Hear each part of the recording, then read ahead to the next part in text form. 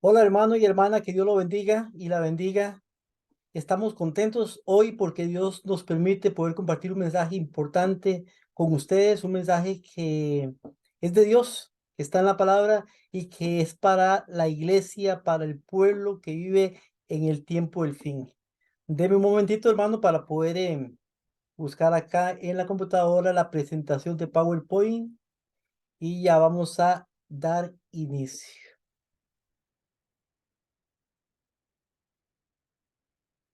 Ok. Ok, creo que estamos listos aquí con el mensaje. El mensaje, hermano y hermana, se llama El vestido de bodas. Es un mensaje que trata sobre el juicio investigador, pero estos detalles los vamos a ir viendo poco a poco y momento a momento. Vamos a ir con detalles para que usted pueda entender de una manera clara lo que queremos explicar y lo que Dios nos habla a través de la palabra y también utilizando muchas citas del espíritu de profecía. Yo quiero que me acompañen en oración para que Dios nos pueda bendecir, nos pueda guiar y que su Espíritu Santo esté con cada uno de nosotros. Amado Dios y Padre Celestial, te pido que nos bendigas en este mensaje, que puedas usarnos para poder expresar tus palabras. Quita nuestro orgullo, danos humildad y que tu Espíritu Santo esté en nuestros corazones, tanto en el mío, que voy a expresar el mensaje que tú me has comunicado y en los oyentes, Señor, para que ellos puedan aprender. Gracias en el nombre de Jesús, tu Hijo. Amén y amén. El vestido de bodas, hermano y hermana, creo que usted tal vez en algún momento ha escuchado sobre el mensaje de la parábola del rey o las bodas del hijo del rey. Aquí le llamamos el nombre del vestido de bodas por la importancia que tiene para nosotros en el tiempo del fin, en el tiempo en que vivimos. En el tiempo antiguo, tanto como en el tiempo de Israel, y en ese tiempo aún las personas, lamentablemente, en otras iglesias, bueno, eso que estamos viendo en pantalla, por lo menos estamos hablando de las iglesias protestantes y otras iglesias más, que hacen una confusión con la ley moral y con la ley ceremonial. Al hacer una confusión, entonces no pueden entender lo que nos dice el Nuevo Testamento en este caso. La ley de Dios, dicen muchos, tiene más de 600 mandamientos. Bueno, las leyes dadas en el Antiguo Testamento tienen más de 600 mandamientos, eso es verdad. Sin embargo, entre esos mandamientos que se encuentran en las leyes está la ley ceremonial, están las leyes de la salud, está las leyes civiles y está la ley moral de Dios, los 10 mandamientos.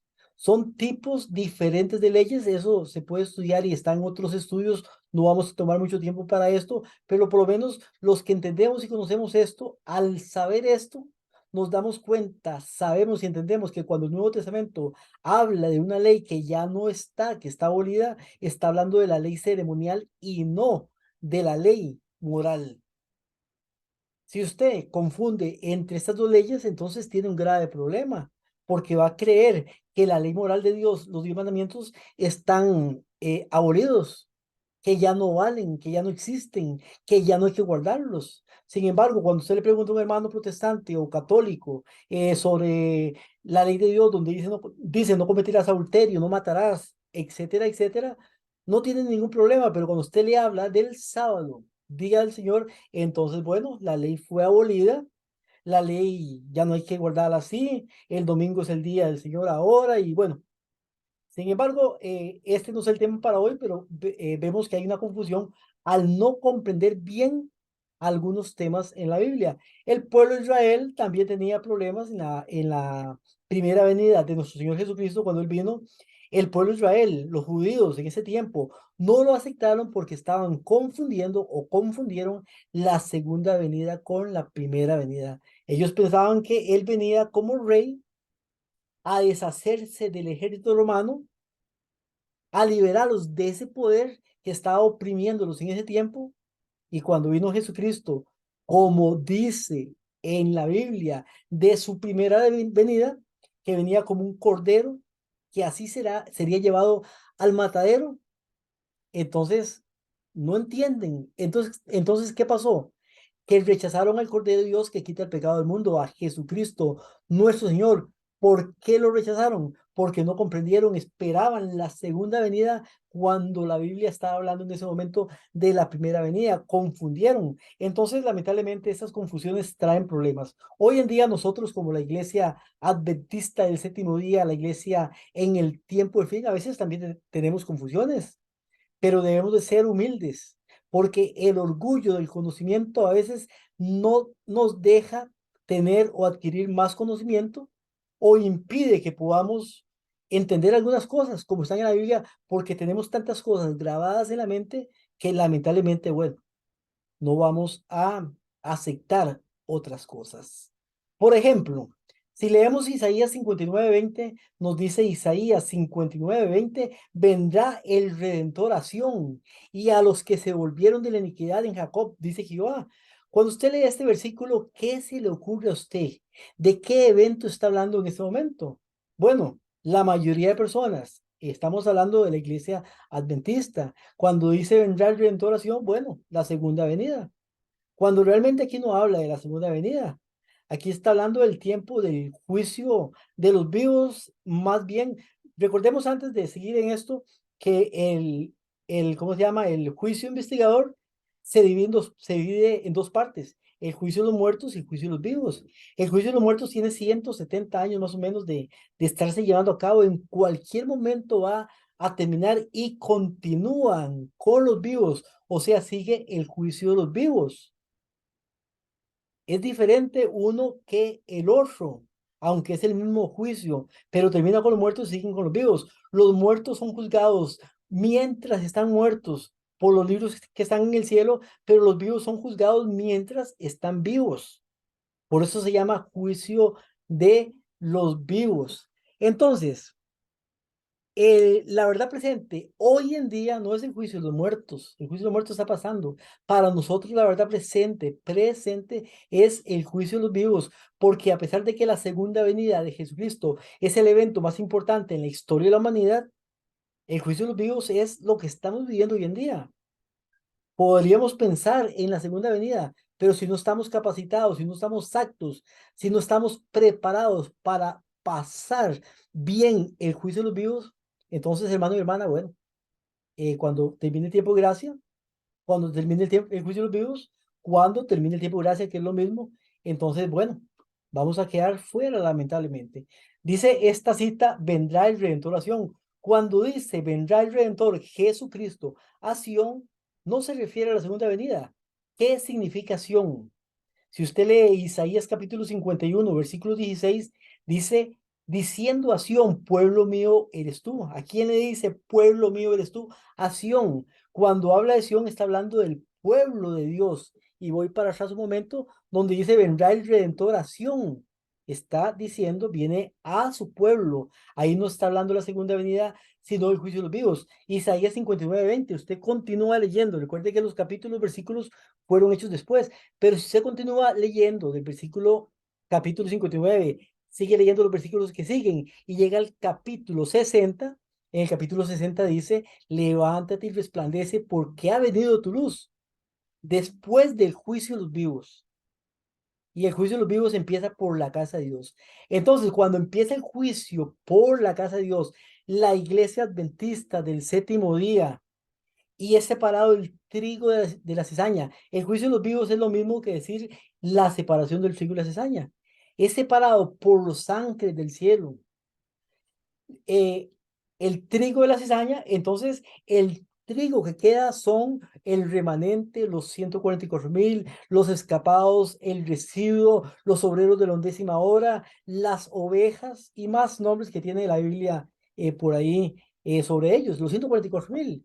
Entonces, de ese juicio de los vivos a la iglesia, porque todavía continúa el juicio de los vivos, pero no con la iglesia. Cuando termina en la iglesia adventista, el séptimo día es separada la cizaña, es quitada y solamente queda el trigo. El trigo es lleno del Espíritu Santo y salen a predicar el fuerte pregón con gran poder y gloria y la tierra es iluminada por su gloria. Entonces dice acá, después de que termine el juicio de los vivos, capítulo 59, vendrá el Redentor a Sion, juicio de los vivos. Dice el capítulo 60, que continúa diciendo, levántate y resplandece. ¿A quién le está diciendo levántate? A los 144,000, al remanente. Porque ha venido tu luz. La gloria de Jehová ha nacido sobre ti, ese remanente. Porque aquí que las tinieblas cubrirán la tierra y oscuridad las naciones. Mas a ti amanecerá Jehová y sobre ti, el remanente, será vista su gloria y andarán las naciones a tu luz. La luz, el mensaje del remanente dado con poder y con gloria, y los reyes al resplandor de tu nacimiento. Alza tus ojos alrededor y mira, todos esos que se han juntado. ¿Quiénes se han juntado? La gran multitud que viene de las iglesias protestantes, católicas y aún ateos, que se une al pueblo de Dios y reemplaza, toma el lugar de aquellos adventistas infieles que no pudieron pasar bien el juicio de los vivos y que fueron sacados, pero ahora vienen otros a completar ese lugar. Cuando dice, alza tus ojos alrededor y mira, todos estos se han juntado, vinieron a ti, al remanente. Tus hijos vendrán de lejos y tus hijas serán llevadas en brazos. Entonces verás y resplandecerás. Se maravillará y ensanchará tu corazón, porque se ha vuelto a ti multitud del mar, la gran multitud, y las riquezas de las naciones han venido a ti, los despojos de las naciones. Otro ejemplo para esto, Isaías capítulo 66, y pregunto yo, ¿a qué se refiere este texto? Dice, y si usted lo lee, la mayoría de personas van a pensar y van a creer que se trata de la segunda venida. Leamos. Porque he aquí que Jehová vendrá con fuego, segunda venida, aparentemente. Sus carros como torbellino para descargar con ira su furor, con furor digo, y su reprensión con llama de fuego, porque Jehová juzgará con fuego y con su espada a todo hombre. Juicio. Y los muertos de Jehová serán multiplicados. Añade, los que se santifican y los que se purifican en los huertos unos a otros, los que comen carne de cerdo y abominación y ratón, juntamente serán talados, dice Jehová. Y hermano y hermana, ese versículo no se aplica a las iglesias evangélicas o a las iglesias católicas, se aplica a la iglesia adventista del séptimo día. A esa iglesia le está diciendo, los que comen carne, abominación y ratón, juntamente serán talados en juicio de los vivos. Muchos adventistas del séptimo día que comen abominación y muchas cosas, porque ahora la teoría liberal metida dentro de la iglesia, introducida dentro de la iglesia, está enseñando que se puede comer de todo tranquilamente, que no hay problema. Bueno, sin embargo, si usted lee bien, se da cuenta de que este versículo, esta cita, no se refiere a la segunda venida, sino al juicio de los vivos. ¿Cómo podemos afirmar esto? Bueno, seguimos leyendo. Aquí leímos versículo 15, versículo 16, versículo 17. Si seguimos en el versículo 18, ¿qué sigue después? Si fuera la segunda venida, después no seguiría nada. Pero dice, porque yo conozco tus obras y sus pensamientos. Tiempo vendrá para juntar a todas las naciones y lenguas después del juicio de los vivos. Y vendrán y verán mi gloria. Pondré entre ellos señal, el sello. Enviaré de los escapados de ellos a las naciones. ¿Los escapados de dónde? Los escapados del juicio de los vivos, los que salieron bien, los que salieron ilesos en el juicio de los vivos. Dice los escapados. Esos escapados es otro nombre que se le da a los 144,000, al remanente. Dice, enviaré de los escapados de ellos a las naciones, o sea que la iglesia adventista, el séptimo día, los que salgan librados del juicio de los vivos, los escapados en este caso son llenos del Espíritu Santo para predicar el fuerte pregón y dice, enviaré de los escapados de ellos a las naciones, a Tarsis, a Fud, a Lut, que disparan arco, a Tubal y a Javán, a las costas lejanas que no oyeron de mí, ni vieron mi gloria, y publicarán los 144,000 mi gloria entre las naciones, y traerán a todos vuestros hermanos de entre todas las naciones, personas que se van a unir al pueblo y van a reemplazar a aquellos adventistas infieles que no hicieron preparación. Por ofrenda a Jehová en caballos, en carros, literas, mulas, camellos, en mi santo monte, dice Jehová, al modo que los hijos de Israel traen la ofrenda de utensilios y ahí puedes seguir leyendo, pero estamos hablando aquí del juicio de los vivos y lo que viene después del juicio de los vivos es el fuerte pregón, la conversión de una gran multitud, termina el cierre de gracia y vienen las plagas postreras. Daniel capítulo 7, aquí se refiere. Miraba yo una visión de noche y aquí con las nubes del cielo venía uno como hijo de hombre. ¿Quién es ese como hijo de hombre? Jesucristo. Y dice que vino hasta el anciano de días. ¿Quién es el anciano de días? El Padre. Y le hicieron acercarse al Hijo delante de él, delante del anciano de días. El Padre y el Hijo. El Padre y el Hijo no son la misma persona, son diferentes personas. Está Dios Padre y está Dios Hijo. Dios, el único y verdadero Dios, es el Padre. Jesucristo, usted puede leerlo en todos los evangelios, es el Hijo de Dios, a quien Dios nombra y llama en Hebreos capítulo 2, versículo 8, dice, tú eres Dios, le dice el Padre a Jesucristo. Sin embargo, el Dios, o sea, Dios es el Padre Celestial y Jesucristo es el Hijo de Dios. Es Dios porque es el Hijo de Dios. Y después dice el versículo 10, el juez se sentó, el Padre, y los libros fueron abiertos. ¿Qué pasa cuando se sienta el juez? Cuando el juez se sienta, da inicio el juicio. Cuando el juez se levanta, entonces termina el juicio, como Daniel capítulo 12, versículo 1, cuando dice, se levantó Miguel, porque termina el juicio. Aquí el juez se sienta, pero vemos que Jesucristo, el Hijo, viene hasta donde está el anciano Díaz. No es la segunda venida, no viene a la tierra, viene hacia el anciano Díaz en el santuario celestial, en el lugar santísimo. Da inicio el juicio investigador, investigativo. Malaquías capítulo 3, ¿a qué se refiere este versículo, hermano y hermana? ¿Quién podrá soportar el tiempo de su venida? Como dice el tiempo de su venida, muchos creen que es la venida a la tierra, la segunda venida. Sin embargo, aquí no está hablando de la venida a la tierra, está hablando de la venida de Daniel capítulo 7, la venida al anciano de días.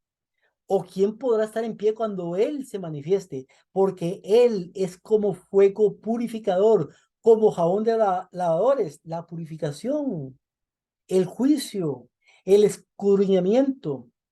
Se sentará, se sienta el juez para afinar y limpiar la plata, porque limpiará a los hijos de Leví, la iglesia adventista del séptimo día. Los afinará como oro y como a plata y traerán a Jehová ofrenda en justicia. Recuerde que la iglesia adventista es representada por la tribu de Leví, los que eran encargados de enseñar al pueblo. Las demás tribus representan a otros a hermanos evangélicos, católicos y bueno, fuera de la iglesia adventista, pero es diferente. La tribu de Leví representa a la iglesia adventista del séptimo día. Nos dice sobre esto el conflicto de los siglos para que quede más claro y para que no haya lugar a duda, para que usted no diga el hermano Wilshire está enseñando esto que no tiene base bíblica. Bueno, veámoslo aquí en el conflicto de los siglos, que nos dice la venida de Cristo como nuestro sumo sacerdote al lugar santísimo para la purificación del santuario de la que se habla en Daniel capítulo 8 versículo 14 hasta 2300 tardes y mañanas. Luego el santuario será purificado. Dice, esta venida como nuestro sumo sacerdote al lugar santísimo, no a la tierra. Y después dice, pongo uno ahí, ese número lo puse yo, el 2, la venida del Hijo del Hombre, o sea, Jesucristo al lugar donde está el anciano de días, Daniel capítulo 7, versículo 13, tal como es presentada en Daniel 7, 13 y 3, la venida del Señor a su templo, la que acabamos de leer en Malaquías, predicha por Malaquías, son descripciones del mismo acontecimiento, presentado también por la venida del esposo a las bodas, descrita por Cristo en la parábola de las 10 vírgenes según Mateo capítulo 25.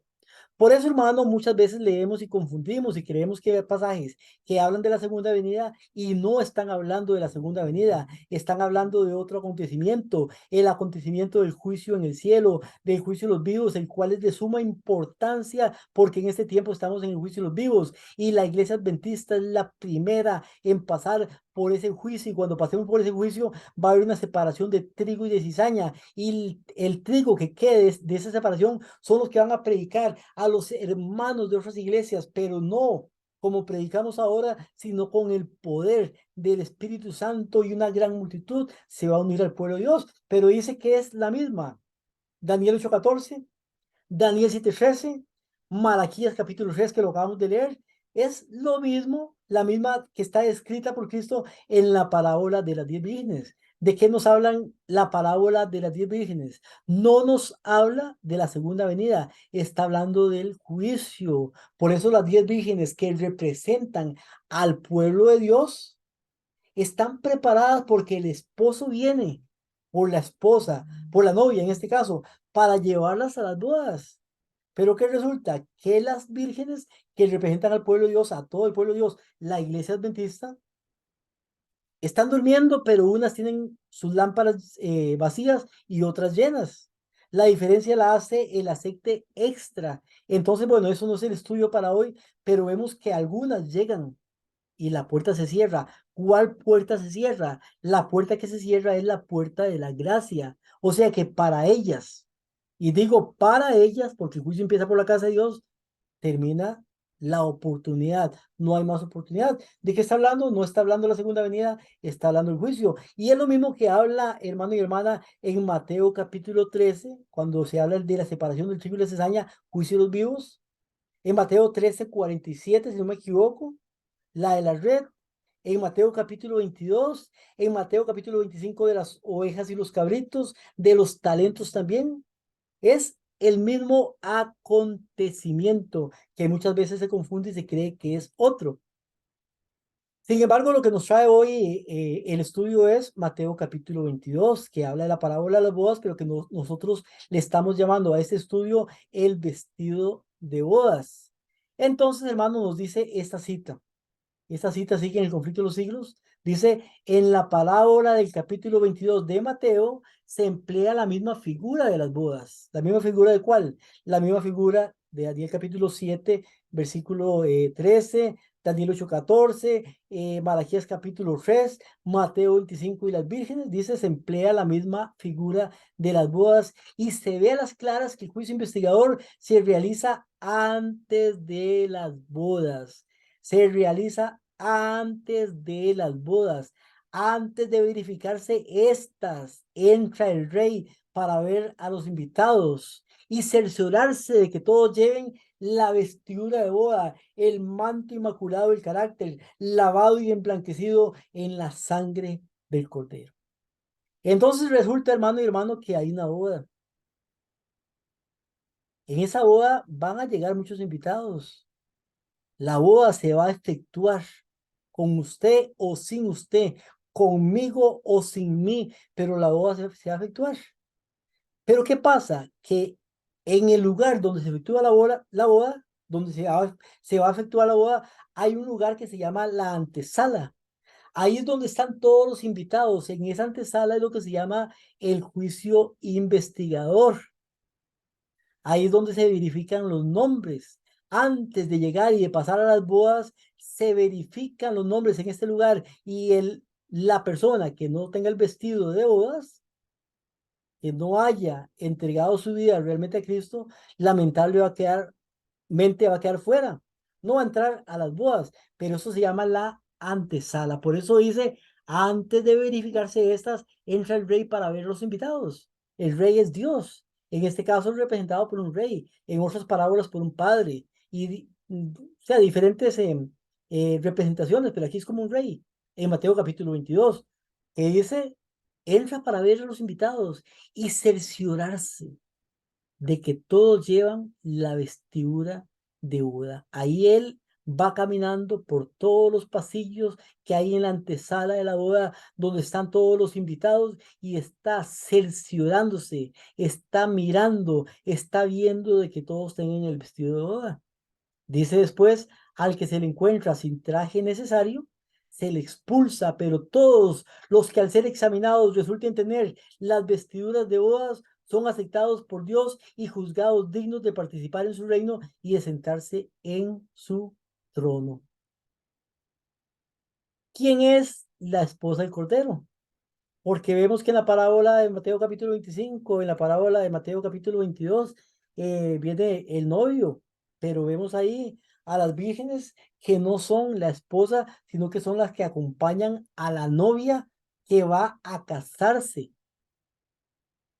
Entonces, bueno, ahí ni siquiera se ve la novia, por supuesto, y usted lo puede leer. El que viene es el esposo, pero viene y las vírgenes van con el esposo. Em, ¿Quién es la esposa del Cordero? Bueno, esta respuesta yo no la quiero dar, prefiero leerla para que usted y otros hermanos tal vez que a veces no piensan bien las cosas, no puedan decir que mi persona por lo menos dijo algo que no era correcto. Entonces prefiero leer lo que sea una cita a la que lo digo. Pero ¿quién es la esposa?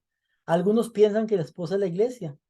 De hecho, hoy estábamos predicando en la iglesia, presentando este tema y la mayoría dijeron que era la iglesia, aunque la pregunta no la dice para que respondieran, pero la mayoría respondió así como rápidamente sin pensarlo mucho. Pero también nos puede parecer que la Nueva Jerusalén es la esposa, porque eso lo dice en Apocalipsis capítulo 21 versículo 9. Apocalipsis 21 9 dice, vino entonces a mí uno de los 7 ángeles y habló conmigo diciendo, ven acá y te mostraré la desposada, la esposa del Cordero. Vea qué interesante. ¿A quién le vamos a mostrar? A la esposa del Cordero. Y dice, me llevó el Espíritu a un monte grande y alto y me mostró. ¿A quién le iba a mostrar? A la esposa del Cordero. Dice, y me mostró la gran ciudad santa de Jerusalén, que descendía del cielo de Dios, teniendo la gloria de Dios. ¿A quién le mostró? A la gran ciudad santa de Jerusalén. Entonces, ¿quién es la esposa del Cordero? ¿Es la iglesia o es la ciudad santa? Bueno, leamos esta cita en Conflicto de los Siglos, el mismo capítulo y página que estábamos leyendo anteriormente. Dice, en la parábola, cuando vino el esposo, las que estaban preparadas entraron con él a las bodas. Ahí está hablando de la parábola de Mateo capítulo 25. La venida del esposo presentada aquí se verifica antes de la boda. O sea que antes de la boda el esposo viene, no en la segunda venida, sino el juicio de los vivos. La boda representa el acto de ser investido Cristo de la dignidad del rey, que es después. La santa ciudad o la ciudad santa, la nueva Jerusalén, que es la capital del reino y lo representa, se llama la novia, la esposa del Cordero. ¿Cómo se llama la santa ciudad, la nueva Jerusalén?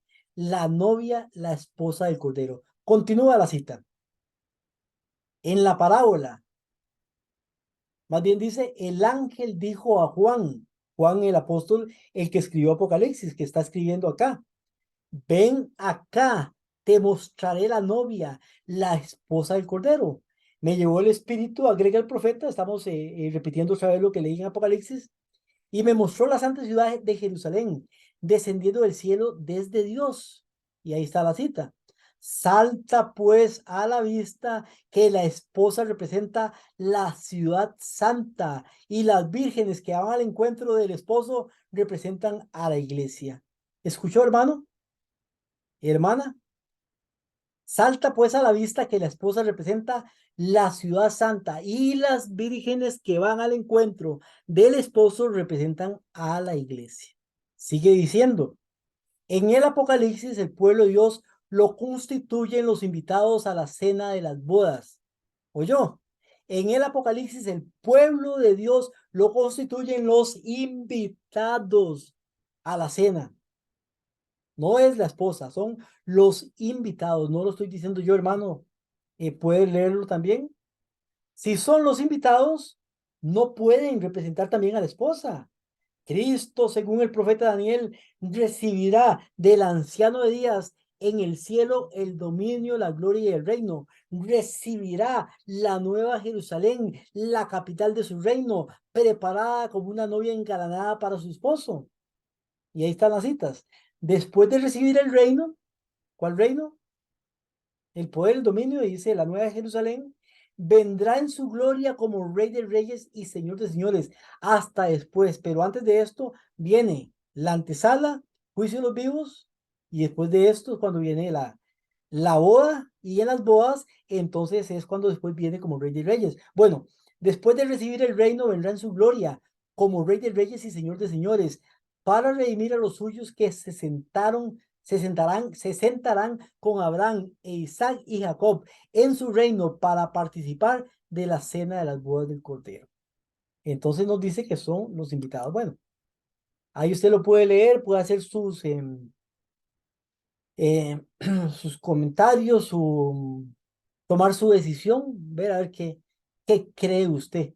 Pero a veces comenzamos a inventarle muchas cosas y a dar mi opinión y bueno, a mí me parece, yo pienso, yo creo, pero si está escrito, hermano, no hay nada que opinar, no hay nada que creer, lo que está escrito y lo que yo pienso o creo son opiniones propias, personales de cada persona, pero a veces queremos explicar las cosas porque somos más inteligentes que Dios, entonces hay que explicar lo que está inspirado y eso no es así. Bueno, en esta foto que le acabo de pasar esta imagen, ahí se ve la preparación para una boda. La boda está lista. Los platos están llenos. Los vasos están llenos. ¿Qué falta ahí? Los invitados. Pero vamos a proseguir. Ahora sí entramos de lleno a Mateo capítulo 22, el vestido de bodas, y nos dice, el reino de los cielos es semejante a un rey que hizo una fiesta de bodas a su hijo.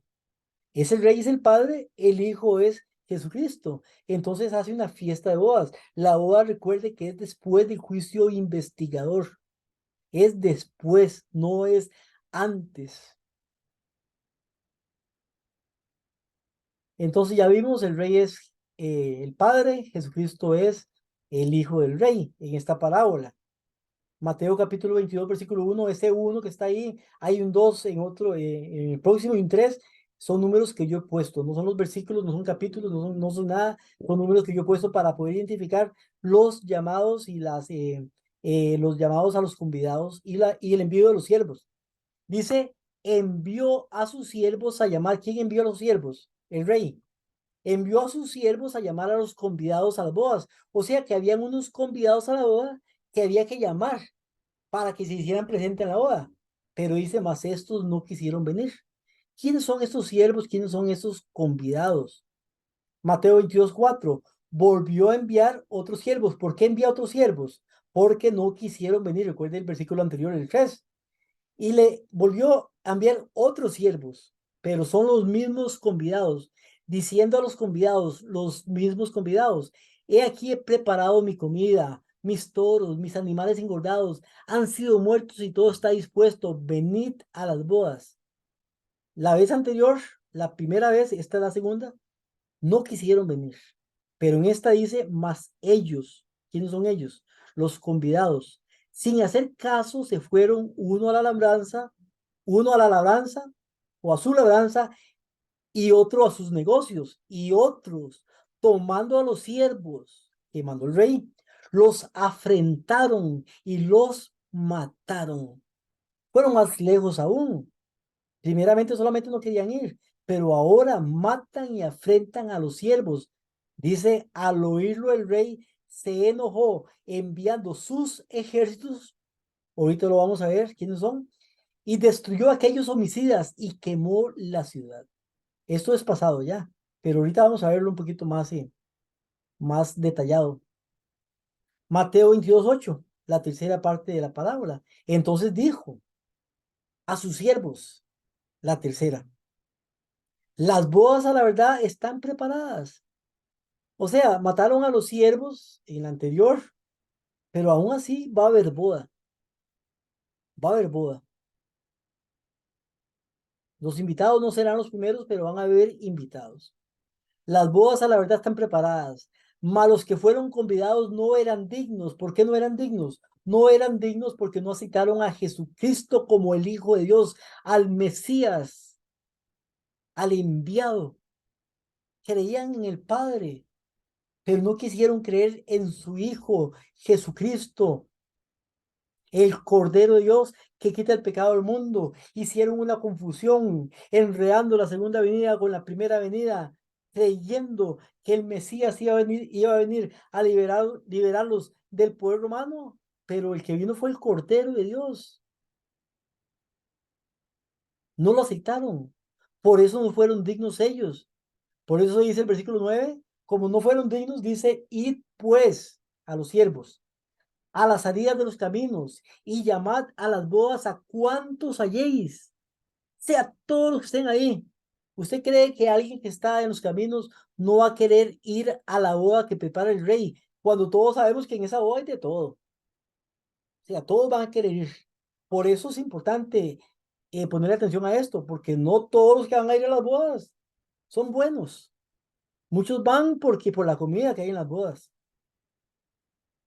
Pero ahorita lo vemos más detallado, pero estamos viéndolo de manera, digamos, como está escrito. Y llamad a las bodas a cuantos halléis. Y saliendo los siervos por los caminos, juntaron a todos los que hallaron, juntamente malos y buenos. Juntamente malos y buenos. Y las bodas fueron llenas de convidados. ¿Qué tipo de convidados? Malos y buenos. O sea, ¿qué representa la antesala de las bodas? Todos los convidados que están ahí, pero entre los convidados no hay solo buenos, hay malos y hay buenos. Es lo mismo que pasa en la iglesia, en el pueblo de Dios. Hay malos y hay buenos. El llamamiento se hace y usted no puede decir, este sí y este no. A este le voy a predicar, a aquel no. Como Pedro, cuando fue llamado donde Nicodemo, se le apareció el ángel en visión, porque si no, no hubiera ido, porque era un gentil. Como seres humanos hacemos divisiones, separaciones y acepción de personas, pero ahí fueron llamados todos. Y solamente Dios, que conoce el corazón de las personas, es el que va a identificar quién es y quién no es. Mateo 22:11. Y entró el rey, ya la antesala. Y tengan en cuenta esto. No estamos en la boda, sino que estamos en la antesala, donde se están preparando para ir a la boda, pero en la antesala viene el rey y tiene que hacer una investigación. Eso se llama el juicio investigador. Entró el rey para ver a los convidados y vio allí a un hombre que no estaba vestido de boda. Imagínense. Y le dijo, amigo, hasta lo trata bien.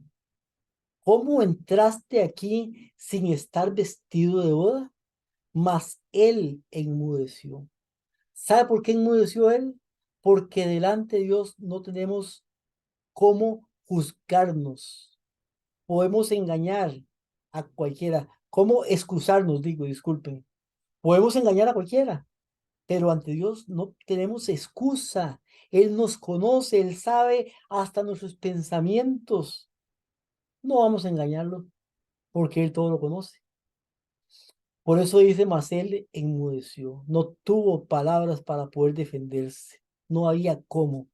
Entonces el rey dijo a los que le servían, o a los que servían, atarle manos y pies, echarle en las tinieblas de afuera, allí será el lloro y el crujir de dientes. ¿Por qué? Porque no todos los que lleguen a la antesala, al juicio investigador, van a ser salvos, muchos van a ser borrados y otros, lamentablemente no muchos, van a ser dejados. El juicio empieza en la iglesia de Dios, la iglesia adventista del séptimo día, la cual cuenta en números como miembros de iglesia más de 20 millones de personas, pero esos 20 millones de personas realmente lo que llegan a la iglesia son unos 10 millones o menos, porque los demás se han llegado, se han bautizado y se han ido. Y de esos 10 millones que llegamos a la iglesia, de ahí, no todos vamos a superar el juicio de los vivos, pero los que lo superemos, vamos a ser parte del remanente de los 144,000, de los escapados del residuo, de los obreros de la 11ª hora, del trigo, de las ovejas y muchos nombres más que se les da. Y dice al final de la parábola, porque muchos son llamados y pocos escogidos. Llamados son muchos. La red es echada y se pescan peces de todo tipo, pero no todos son buenos. Vamos ahondar y profundizar un poquito sobre esta parábola. Nos dice Palabras de Vida del Gran Maestro, página 249, sobre esta parábola.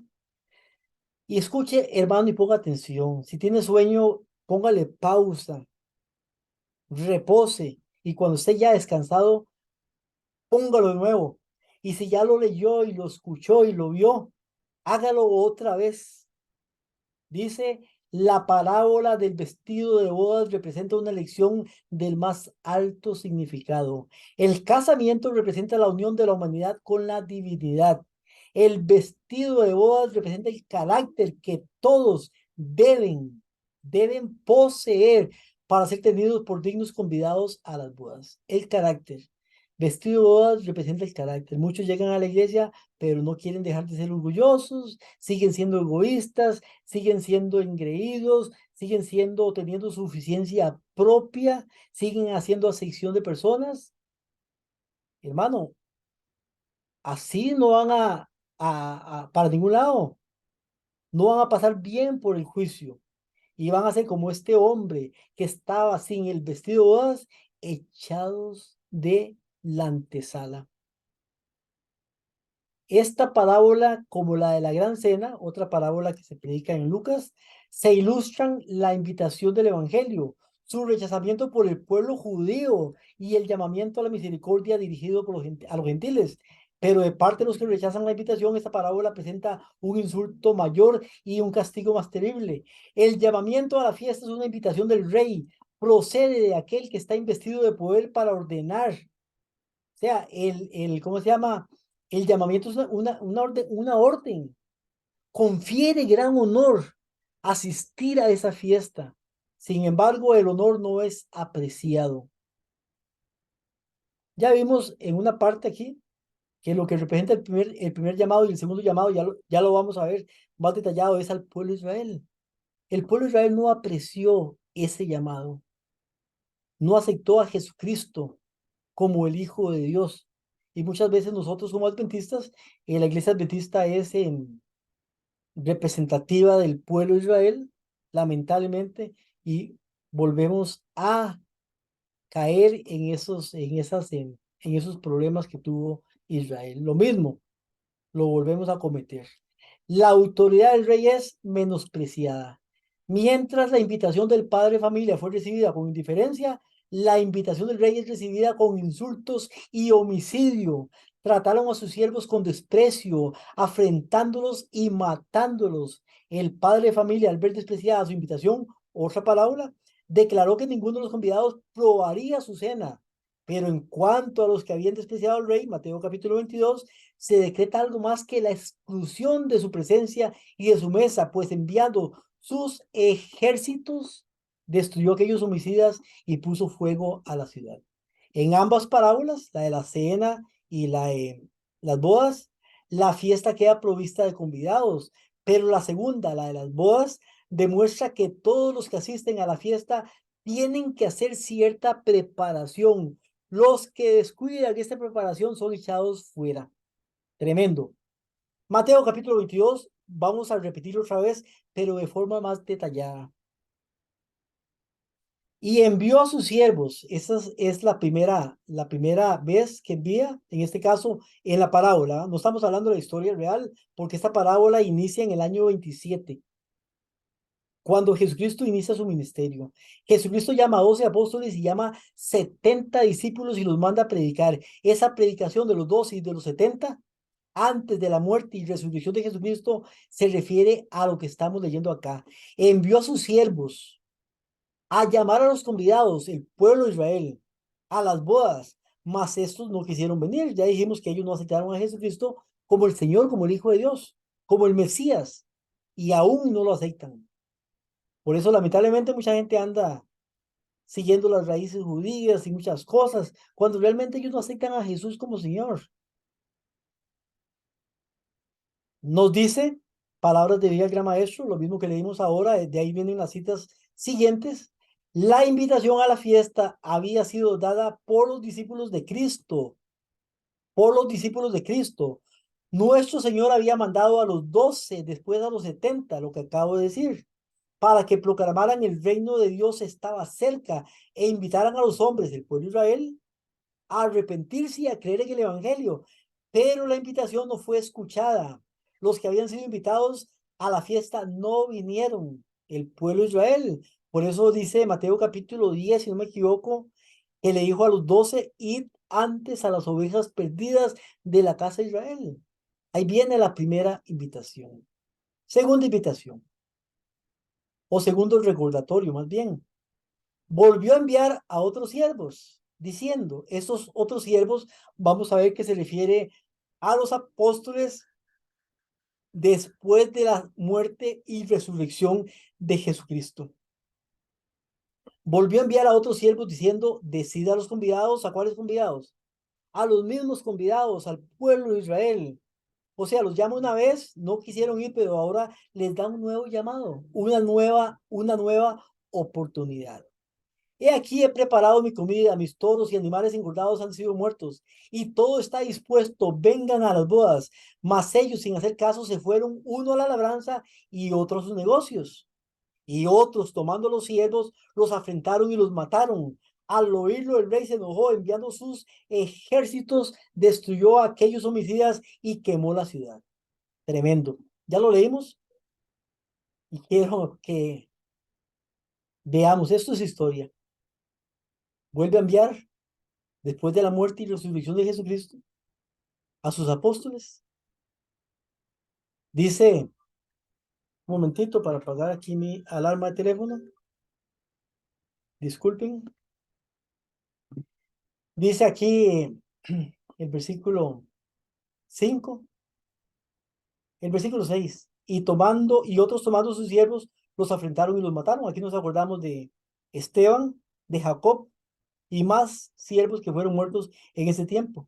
La quema de la ciudad, el ejército de Dios, el instrumento que él usa para destruir la ciudad y para eliminar a esos homicidas es el ejército romano, Roma, con el general Tito en el año 70. Pero leemos palabras de vida.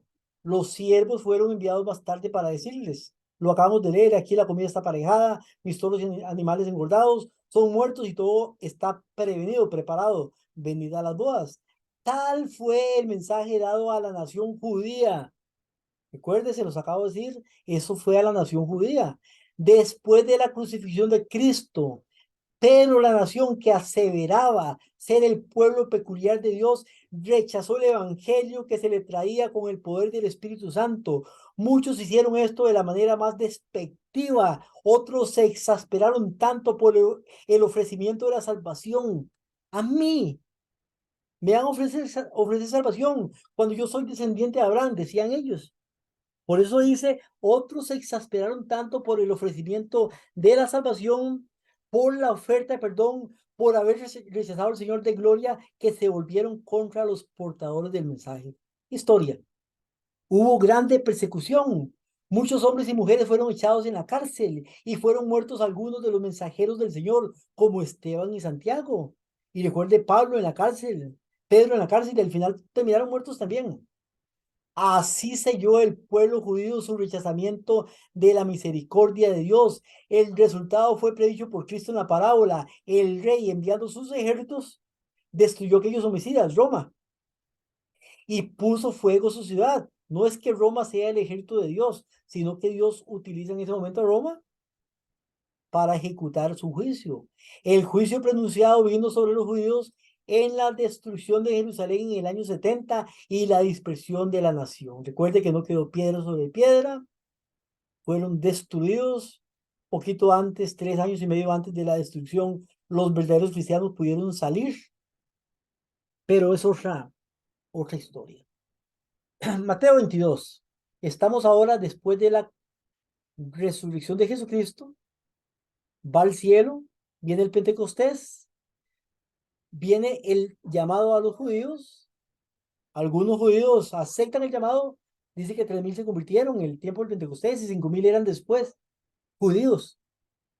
Y pasa el tiempo, pero ahora viene la tercera llamado.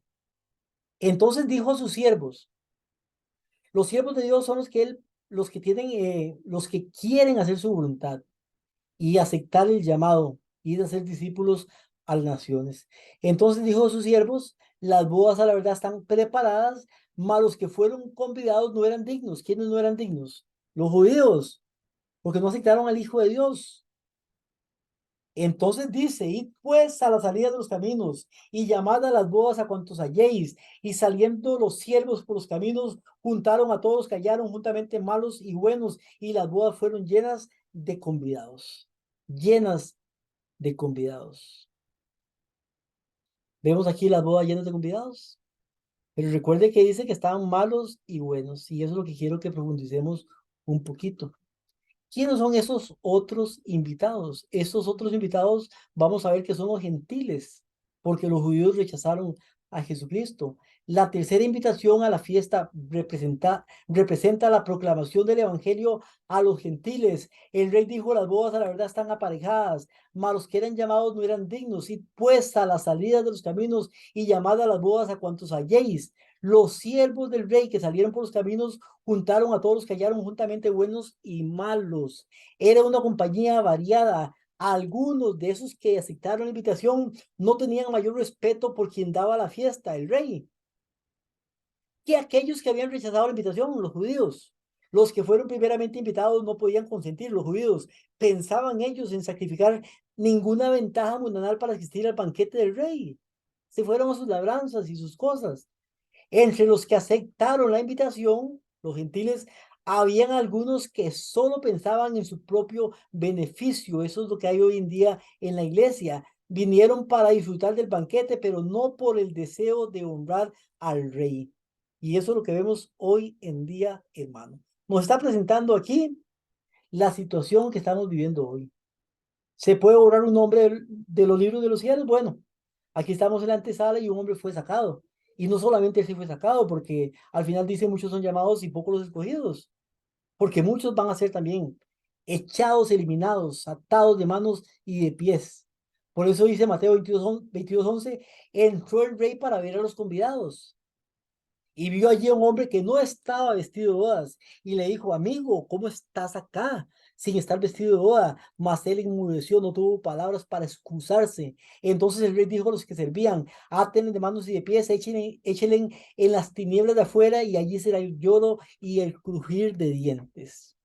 Aquí vemos una imagen del rey escudriñando y viendo quién está vestido de bodas y es apto o quién no. Cuando el rey vino a ver a los convidados, se reveló el verdadero carácter de todos. Para cada uno de los convidados a la fiesta se había provisto un vestido de boda. Este vestido era un regalo del rey. Al usarlo, los convidados mostraron su respeto por el dador de la fiesta, de ese regalo del rey. Pero un hombre estaba aún vestido con sus ropas comunes. Había rehusado hacer la preparación requerida por el rey, menospreció usar el manto provisto para él a gran costo, el costo de la vida, sangre de Jesús. De esta manera insultó a su señor. A la pregunta del rey, ¿cómo entraste aquí no teniendo vestido de boda? No pudo contestar nada, se condenó a sí mismo. Entonces el rey dijo, átelos de manos y pies y échelos a las tinieblas de afuera. Ahí estamos, hermano y hermana, en el año 1844 que inicia el juicio investigador. La labor de investigar cada nombre que está registrado en los libros de los cielos. Unos serán salvos y otros borrados. El vestido de bodas representa la justicia de Cristo. Aquí lo vemos en Zacarías capítulo 3, versículo 1 al 5, donde Josué, el sumo sacerdote, está de pie ante Jesucristo y está Satanás acusándole. Pero ¿qué pasa? Dice el versículo 3, Josué estaba vestido de ropas viles, el pecado. Pero le dice el ángel, quítele esas vestiduras viles. Y a Josué le dijo, he quitado de ti tu pecado. ¿Qué quitó? Las vestiduras viles. ¿Qué son las vestiduras viles? El pecado. Y dice, te he hecho vestir de ropas de gala. No es nuestras obras, no es nuestro esfuerzo, es lo que Dios hace en cada uno de nosotros. Es la justicia de Jesucristo, su carácter en nosotros. No es mi obediencia, sino aceptando que Jesucristo haga la obra en mí para yo poder obedecer por amor y voluntariamente. Únicamente el manto de Cristo mismo que ha provisto puede hacernos dignos de aparecer ante la presencia de Dios, Cristo colocará ese manto, esta ropa de su justicia propia sobre cada alma arrepentida y creyente. Por eso dice, de mí compres vestiduras blancas para que no se descubra la vergüenza de tu desnudez. Eso pasó con el hombre que no estaba con vestidos de boda, se descubrió la vergüenza de su desnudez. Este manto tejido en el telar del cielo no tiene un solo hilo de invención humana.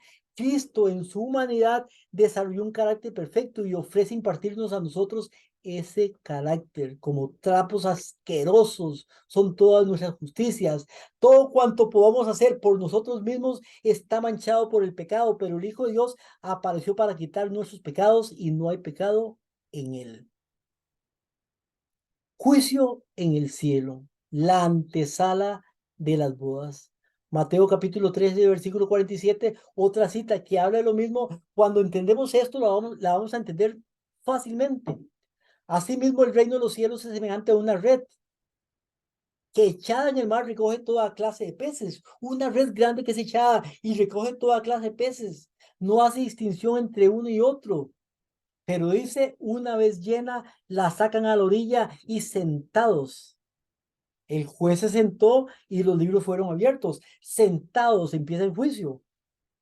Sentados recogen lo bueno en cestas y lo malo lo echan fuera. Atadle y échale fuera. Lo mismo. Así será el fin del mundo. Saldrán a los ángeles y apartarán a los malos de entre los justos y los echarán en el horno de fuego. Allí será el lloro y el crujir de dientes. ¿Quiénes hacen la obra de separación, hermano y hermana? ¿El pastor, los ministros, los ancianos? No, los ángeles de Dios. Los convidados a la fiesta de bodas fueron inspeccionados por el rey. Se aceptó solamente a aquellos que habían obedecido sus requerimientos y se habían puesto el vestido de bodas. Así ocurre con los invitados a la fiesta del Evangelio. Todos deben ser sometidos al escrutinio del gran rey, juicio, y son recibidos solamente aquellos que se han puesto el manto de la justicia de Cristo. El hombre que vino a la fiesta sin vestido de bodas representa la condición de muchos de los habitantes de nuestro mundo actual. Profesan ser cristianos, reclaman las bendiciones y privilegios del Evangelio. No obstante, no sienten la necesidad de una transformación del carácter. Jamás han sentido verdadero arrepentimiento por el pecado. No se dan cuenta de su necesidad de Cristo y de ejercer la fe en Él. No han vencido sus tendencias heredadas o sus malos hábitos cultivados. Piensan, sin embargo, que son bastante buenos por sí mismos y confían en sus propios méritos en lugar de esperar en Cristo. Habiendo oído la palabra, vinieron al banquete, pero sin haberse puesto el manto de la justicia de Cristo. Muchos de los que se llaman cristianos son meros moralistas humanos. Han rechazado el don que podía haberlos capacitado para honrar a Cristo representándolo ante el mundo. La obra del Espíritu Santo es para ellos una obra extraña. No son hacedores de la palabra. Los principios celestiales que distinguen a los que son uno con Cristo de los que son uno con el mundo ya casi no se pueden distinguir. Los profesos seguidores de Cristo no son más un pueblo separado y peculiar, diferente. La línea de demarcación es borrosa. El pueblo se está subordinando al mundo, a sus prácticas, a sus costumbres, a su egoísmo. La iglesia ha vuelto al mundo en la transgresión de la ley, cuando el mundo debería haber vuelto a la iglesia por la obediencia del decálogo. Más bien, diariamente dice, la iglesia se está convirtiendo al mundo. Qué tragedia, hermano y hermana. Por eso dice Mateo 22:14, porque muchos son llamados y pocos son los escogidos. Mateo 24:44, porque el Hijo del Hombre ha de venir a la hora que menos o que no pensáis. Bienaventurado el que vela y guarda sus vestiduras, para que no ande desnudo y vean su desnudez. Hermano y hermana, amados, si estamos en la iglesia hoy en día, es porque Dios tiene algo importante para nosotros, para usted y para mí. Y Él nos habla a través de esas parábolas, a través de esos mensajes, porque debemos de prepararnos, debemos de dejar de jugar al cristiano, al adventista y poder entregar realmente nuestra vida. ¿Cuántos años tiene usted en la iglesia? No, ni idea tengo. tal vez tiene muchos años, tal vez está empezando. Sin embargo, si nuestro carácter no ha cambiado, si no somos humildes y somos orgullosos, si seguimos pecando, hablando de la gente, nos falta mucho, no estudiamos, no oramos, no nos consagramos, es hora, hoy, no mañana, hoy es el día en que Dios te está llamando, amado hermano, amada hermana, para que puedas entregar, que de hoy para atrás sea solamente pasado, que hoy podamos juntos, unidos a nuestro Señor, poder hacer la obra que Él nos ha encomendado. Por eso, hermano, este mensaje es para nosotros, para que usted se pueda preparar y para que usted sienta tristeza, aflicción y vergüenza por el pecado. Muchas veces dejamos algunas cosas porque nos hacen daño, nos hacen mal, pero no porque sintamos pena ni vergüenza. Pero pidámosle a Dios que Él ponga en nosotros el querer y el hacer. Que podamos, hermano, aborrecer aquello que antes amábamos. Eso que nos llamaba como un imán, que deseábamos, pero que ahora Dios puede hacer su obra y podamos ser personas nuevas y tener parte entre el trigo, los 144,000, los escapados, el residuo, el remanente, los obreros de los días y ahora, para ser parte de los que van a dar el fuerte pregón cuando se una la gran multitud de personas de toda nación, tribu, lengua y pueblo y podamos recibir al Señor cuando venga Jesucristo. Si estamos vivos, que seamos transformados y juntamente con los muertos en Cristo, que serán resucitados, ir al cielo 1000 años, después venir a la tierra y vivir eternamente y para siempre. Que Dios le pueda bendecir, mi amado hermano y mi amada hermana, un momentito, y que podamos, hermano, compartir este mensaje. Comparta para que otro también tenga la bendición de poder escuchar esto. Su hermano Will Chavarría desea que usted pueda ser uno de esos que podamos estar unidos a Cristo y predicar ese fuerte pregón. Que Dios le pueda bendecir.